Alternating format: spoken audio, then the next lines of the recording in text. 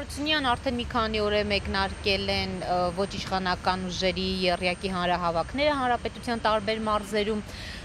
Հետաքրքիր է, դուք որ փաստացի միշտ հանրության կողքին եք, հիմա որտեղ եք,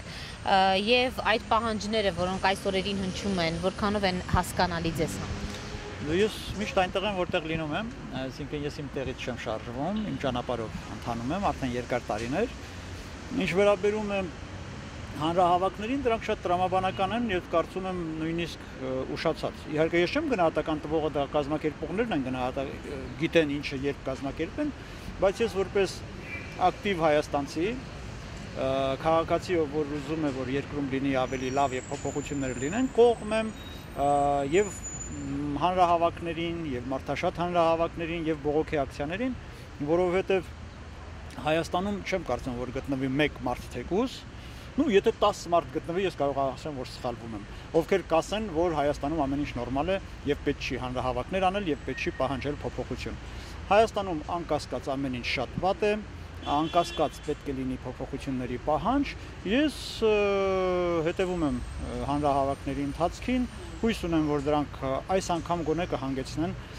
ժողովրդի համար ցանկալի արդյունքի, որովհետեւ վերջին հաշվով հանրահավաք կազմակերպում է քաղաքական ուժը կամ քաղաքական ուժերը, բայց հանրահավաքը անում է ժողովուրդը։ Երբ որ կհավաքվի այնքան ժողովուրդ, ինչքան պետք է հավաքվի, իսկ ժողովուրդ կարծում եմ, որ պետք է հավաքվի, որովհետև ամեն մեկը իր խնդիրը, իր անձնական խնդիրը լուծելու համար պետք է գա հրապարակ, ոչ թե հասարակության խնդիրը, այլ յուրաքանչյուր քաղաքացի իր սեփական խնդիրը լուծելու համար, եթե կկանգնի հրապարակ, այդ ժամանակ հույս ունենանք, որ փոփոխություն կլինի։ Պարոն Հարությունյան, եւ որքանով են այդ պահանջները իսկապես, ժողովրդի պահանջներից բխող պահանջներ, որքանով են ձեզ համար հասկանալի, ինչի նկատի ունեմ, պահանջներից ամենաառաջնայինը սահմանադրական փոփոխությունները կասեցնելն է, եւ փաստորեն այս առումով արդյոք ոչ իշխանական ուժերը գործարք չեն առաջարկում ժողովրդին։ Ես կարծում եմ համար մեկ պահանջը պետք է լինի իհարկե իշխանափոխության պահանջը, դա առաջին պահանջն է, թե քաղաքական ուժերը, ովքեր որ ծրագրում եւ իրականացնում են այս գործողությունները, ինչ փաստարկներից ելնելով են կազմել իրենց պահանջների ցանկը, հերթականությունը եւ այլն, դա երևի իրենց պետք է հարցնել, բայց ես կարծում եմ, որ Հայաստանի Հանրապետությունում կամ Հայաստանի Հանրապետության առաջ ցակած խնդիրների մեջ մեղավորը Հայաստանի Հանրապետության սահմանադրությունը չի բոլորովին։ Սահմանադրությունը մեզ նորմալ ծառայել է, որևէ բան փոխել այդ սահմանադրության մեջ դրա կարիքը չկա եւ չի էլ եղել։ Իշխանությունները իրենց առաջ ինձ համար անհասկանալի խնդիրներ են դնում, մարդիկ կան, որ ասում են վերարտադրման համար են դա անում, մարդիկ կան, որ այլ պատճառներ են բերում։ Ես կարծում եմ, որ անտեղի է իշխանության այդ քայլը սահմանադրության փոփոխության եւ եթե կարողանան հանրահավաքներով հասնել դրան, որ ճնշեն իշխանություններին, որպեսզի նրանք չանեն սահմանադրական փոփոխություններ, դա իմ կարծիքով հաջողություն չի համարվի, գոնե ինձ համար։ Հաջողություն կհամարվի իշխանությունների, այս իշխանությունների հեռացումը իշխանական լծակներից։ Իսկ ինչու չի հնչում այդ պահանջը, պարոն Հարությունյան։ Դե դա պետք է արդեն ասեք նրանց, ովքեր որ կազմակերպում են հանրահավաքները, բայց եթե չեմ սխալվում, գոնե Աբովյանի հանրահավաքը ես նայել եմ, այնտեղ հնչում էր պահանջ։ Բայց ոչ այն ուժի, այդ եռյակի առաջատար ուժի կողմից։ Ես չգիտեմ եռյակում ով է առաջատար եւ ով։ Բարգավաճ Հայաստան կուսակցությունը, մեծ աշխարհ։ Չգիտեմ, ես գիտեմ, որ գոյություն ունի եռյակ։ Թե նրանց մեջ կան ուժերի հերթականություն, թե ոչ, դա ես չգիտեմ։ Ինձ համար համակրելի են բոլոր այն ուժերը, ովքեր դեմ են դուրս գալիս այս իշխանություններին։ Լավ, ինչ ակնկալիքներ կան, այս հանրահավաքներով հնարավոր է իսկապես հասնել լուրջ փոփոխության, երբ մենք գիտենք, որ վստահության փաստորեն խնդիր կա։ Գիտեք, հանրահավաքները միակ ճանապարհն է, միակ ժողովրդավարական ճանապարհն է, որով ժողովուրդները կարողանում են կամ ընդդիմությունները ժողովուրդների աջակցությունը ստանալով կարողանում են հասնել փոփոխությունների աշխարհում։ Ես հիշում եմ մեր վերջին կամ նախավերջին, չգիտեմ, զրույցներից մեկի ժամանակ ես ասացի, որ Հայաստանում բարդ է դառնում ժողովրդավարական այդ լծակը օգտագործելը, որովհետև իշխանությունները քաղաքական ուժերի դեմ, ընդդիմության դեմ, ժողովրդի դեմ հանում են արդեն ոչ թե իրենց բաշիբոզուկներին, ոչ թե իրենց սապրագլուխներին, ոչ միայն իրենց, ես չգիտեմ, եղած կամ չեղած մտավոր կարողությունը, այլ հանում են տանկեր, հանում են ավտոմատներ։ Մենք դա տեսել ենք, մեր վրա կրակել են, մենք դա տեսել ենք, զգացել ենք։ Եվ հիմա այդ ֆոնին մեծ հույսեր ունենալ, որ այս հանրահավաքները ժողովրդավարական ընդվզումով, ժողովրդի աջակցությամբ կարող են հասնել մեծ հաջողությունների կամ վճռական հաջողության, իհարկե ցանկալի է, բայց դժվար է պատկերացնելը, որովհետև մեկ անգամ կրակող իշխանությունը կամ կրակոցների արդյունքում իշխանություն գրաված անձինք կարծում եմ պատրաստ են այդ քայլին նույնպես, բայց դա չի նշանակում, որ պետք է հուսահատվել, դա նշանակում է, որ պետք է պատրաստ լինել պայքարի ավելի վճռական ձևերի։ Ինչ պայքարի, ինչ վճռական ձևեր են մնացել, հա, այսօր պարոն Հարությունյան։ Շատ կան պայքարի վճռական ձևեր, բացի զինված ապստամբությունից մնացած բոլոր ձևերը ինձ համար անձամբ ինձ համար ընդունելի են։ Ժողովրդի հսկայական բազմության ընդվզումը։ Այն ինչ որ մենք արդեն մեկ անգամ ունեցել ենք, այդ նույն առաջին եղածի սխալները եթե չկրկնեն, նույնիսկ նրանց տանկերը արդեն կրակել չեն կարող։ Պարոն Հարությունյան, 21-րդ դարում արդյոք պատկերացնում եք բուրժուա դեմոկրատական հեղափոխություն Հայաստանում եւ մանավանդ այն դեպքում, երբ հաստորեն այն գլխավորում է քրեական օլիգարխը, այսպես են ձևակերպում։ Ես չգիտեմ ովքեր են գլխավորում, ես գիտեմ, որ բուրժուա դեմոկրատական հեղափոխություն լոզունգը ասել է մարդ, որը քրեականության հետ բացարձակապես կապ չունի,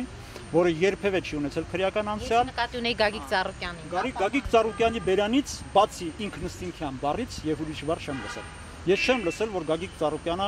ասի բուրժուա դեմոկրատական հեղափոխություն։ Ես չեմ լսել, որ նա քաղաքագիտական վերլուծություն անի։ Ես չեմ լսել, որ նա մեծ քաղաքական ելույթով հանդես գա, այդ իսկ պատճառով անդրադառնալ Գագիկ Ծառուկյանին ես որպես քաղաքական հիմա օպոնենտի չեմ կարող, բայց բուրժուա դեմոկրատական հեղափոխության անհրաժեշտության մասին խոսացած մարդը դրա իրավունքը եւ լիազորությունները ունի եւ նա հայտարարել է այդ մասին։ Հիմա ինչքանով եմ ես դրա հետ համաձայն, ինչքանով եմ համակարծիք, որ դա այսօր դա պետք է կամ պետք չի, ինչքանով եմ համակարծիք, թե ինչ ուժերի հետ նա պետք է դա անի, դա այլ խնդիր է, բայց որ նա ունի դրա բարոյական իրավունքը, որ նա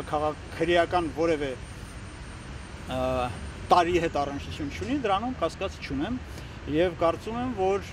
Հայաստանի Հանրապետությունում ձևավորված քաղաքական, այսօր ձևավորված քաղաքական օրակարգը նրանով է պայմանավորված։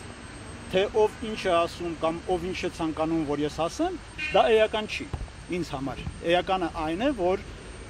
մարդը հայտարարել է քաղաքական ծրագրի մասին մի քանի տարի առաջ եւ քայլ առ քայլ փորձում է իրականացնել այդ ծրագիրը, օգտագործելով ձեզ, օգտագործելով ինձ, օգտագործելով ձեր թերթը, օգտագործելով Գագիկ Ծառուկյանին, օգտագործելով կամ առաջարկելով, որ օգտագործեն նաեւ իրեն։ Նա տեսնում է քաղաքական խնդրի լուծում, որը կարող է փրկել կամ հաջողության բերել մեր երկրին եւ այդ ուղղությամբ աշխատում է։ Այսինքն միայն բուրժուա դեմոկրատական հեղափոխությունը կլիներ այդ խնդրի լուծումը։ Դա նրա տեսակետն է։ Նրա տեսակետն է։ Իմ կարծիքով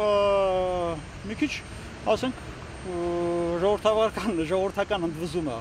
հազարավորների ընդվզումը բավարար կլինի, որպեսզի այս իշխանություններին հեռացնեն իշխանությունից, նոր լծվեն տարբեր տեսակի հեղափոխությունների իրականացման կամ ծրագրերի իրականացման, որովհետև այս իշխանությունները քաղաքական օրակարգ չունեն, այս իշխանությունները իշխանության են եկել քաղաքական օրակարգի բացակայությամբ, այս իշխանությունները քաղաքական ծրագրեր եւ քաղաքական նկատառումներ չեն հետապնդել, չեն հետապնդում, չեն էլ կարող հետապնդել։ Մի շարք պատճառով։ Առաջինը, որ հենց նրանք են քրեական եւ հենց նրանք են օլիգարխիկ։ Հենց նրանք են եւ ոչ թե նրանք ում դուք նկատի ունեք։ Մյուս օլիգարխների համեմատ Հայաստանի Հանրապետության իշխանությունները, ովքեր իրենց քաղաքական կոստյում են հագել եւ մարդկանց թվում է թե նրանք քաղաքական գործիչներ են, ոչ, նրանք օլիգարխներ են։ Նրանց ընտանիքները կառավարում են Հայաստանի բիզնեսը։ Եվ երբ որ Հայաստանում որևէ մեկը ինձ հարց է տալիս, Գագիկ Ծառուկյանը օլիգարխ է, ես ասում եմ իհարկե, Գագիկ Ծառուկյանը օլիգարխիկ է, որովհետև օլիգարխը նրանք են, ովքեր որ կարմիր գծերով գծում են մեր ճանապարհները։ Նրանք են, ովքեր որ արտանալից ձեզանից միանգամից փող են ուզում։ Ասում են մեզ կմուծվեք, որպեսզի տնից դուրս գաք։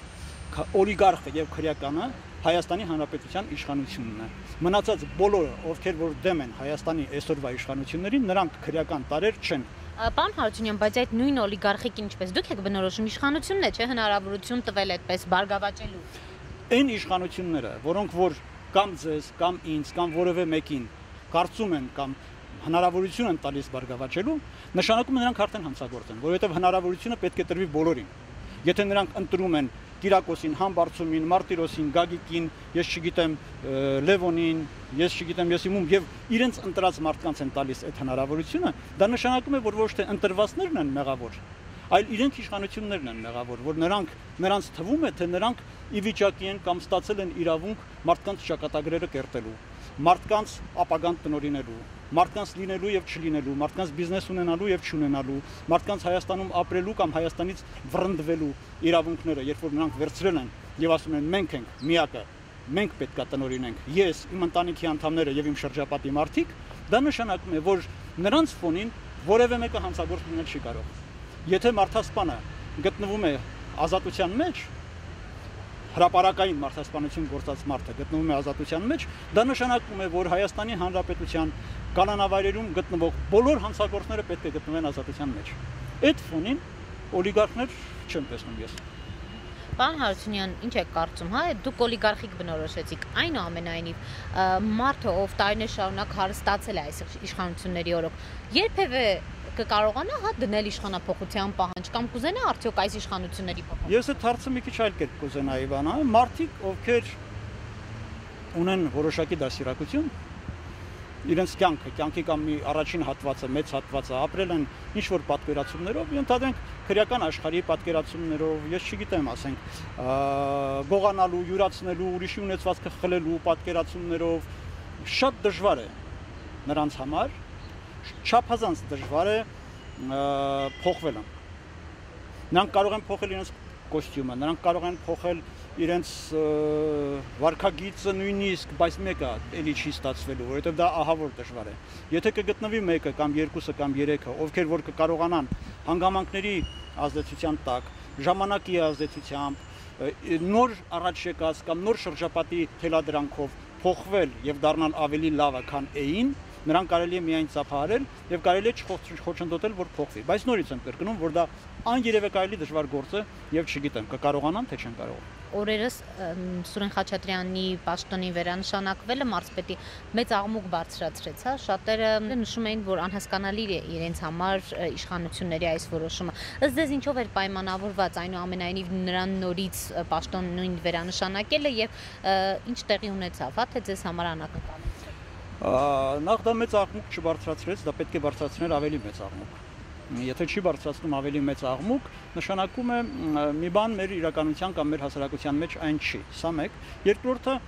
ինձ համար զարմանալի չէր։ Ոչ թե հետին թվով եւ ցորսում խելոք Երևան, այլ ուղղակի զարմանալի չէր, որովհետեւ ես չեմ պատկերացնում Հայաստանի Հանրապետության ամենավերին իշխանությունների կողմից այլ ընտրություն։ Նրանց աշխարհի մասին պատկերացումը, նրանց իշխանավորների մասին, իշխանության մասին, իշխանական լծակներին մոտ գտնվողների մասին պատկերացումը հենց այսպիսին է, նրանք, ես նկատի ունեմ նրանք ասելով, նկատի ունեմ Հայաստանի Հանրապետության նախագահից սկսած, ովքեր որ վճիռ են կայացնում, ում նշանակեն մարզպետ, նրանք նշանակում են այնպիսի մարդկանց, ում որ համարում են ավելի լավը, նրանց համար ավելի լավը Սուրիկ Խաչատրյանն է, նրանց համար ավելի լավը դուք չեք, նրանց լավը, նրանց ընտրությունը Սուրիկ Խաչատրյանն է, եւ սա ոչ թե Սուրիկ Խաչատրյանի տրագեդիան է, ոչ թե Սերժ Սարգսյանի տրագեդիան է, սա մեր հասարակության տրագեդիան է, սա մեր իրականությունն է, որտեղ մենք ապրում ենք, ես արդեն մի անգամ ասել եմ, սա նրանց կերտած իրականությունն է, որտեղ ես չեմ ուզում ասել հանցագործը, ես չեմ ուզում ասել մարդասպանը, որտեղ մարդ, որ նորմալ հասարակություններում մերժվում է որպես կանոն, իր վարքագծի պատճառով, նորմալ հասարակություններում իր վարքագծի պատճառով մերժված մարդը Հայաստանում դառնում է նախարար, Հայաստանում դառնում է մարզպետ, Հայաստանում դառնում է զորավար։ Հասկանում եք։ Դա նշանակում է, որ մեր պետության գլխին վտանգ է կախված։ Ոչ թե որ մեր պետությունը կվերանա, այլ նշանակում է, որ մեր պետությունը որպես պետություն կորցնում է իր իմիջը, իր տեսակը, իր կշիռը։ Դա նշանակում է, որ մեզ նայելու են հենց այդպես։ Մեզ նայելու են որպես հասարակություն,